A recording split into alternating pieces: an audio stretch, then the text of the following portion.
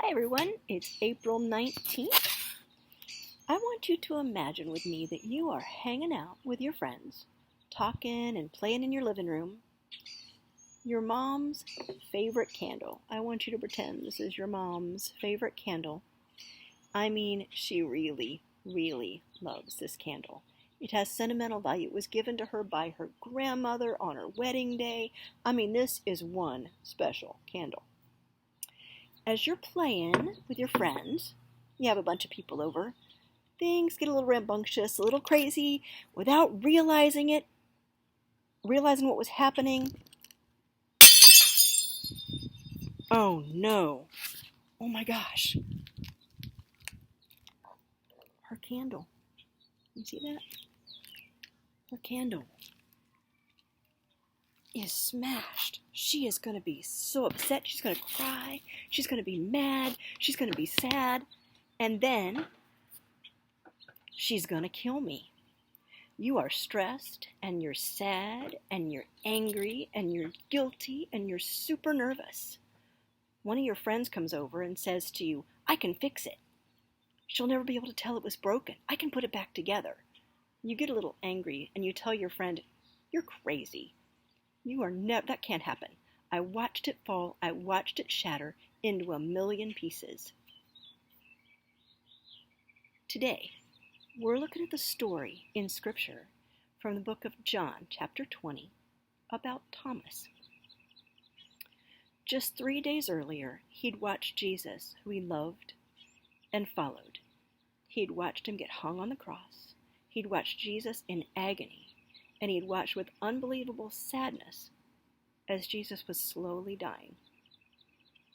He went away, sad, scared, and shaken. And now, Thomas's friends, the other disciples, are telling him that while they were eating dinner together and Thomas wasn't there, Jesus appeared to them.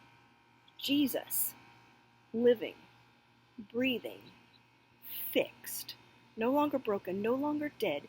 Jesus, the real thing, not a ghost, not a spirit. Jesus.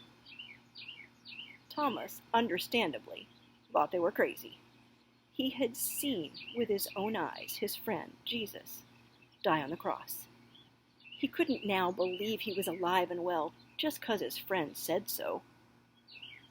He had to see it, to feel it. So a few days later, Jesus appeared to Thomas, and he let Thomas touch his wrists where the nail holes had been.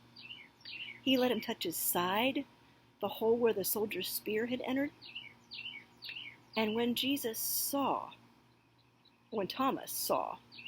and touched, he believed.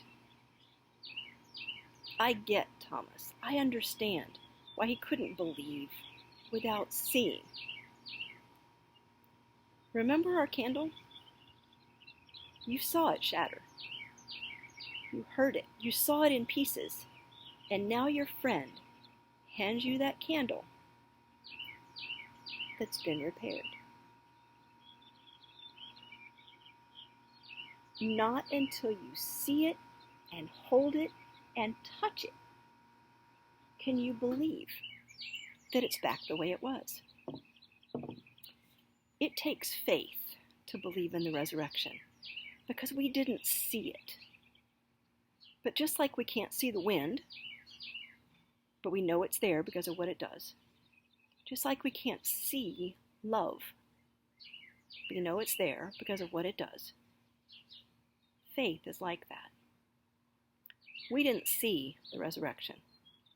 We can't define our belief in Jesus, in his death and his resurrection.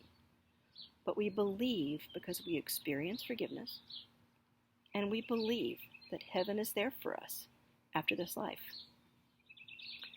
We can be like Thomas. We can question, we can doubt. But Thomas saw and touched the risen Jesus. And then he knew. He knew for sure, 100%, that everything Jesus had said and predicted was true, and that there was forgiveness, and there was eternal life.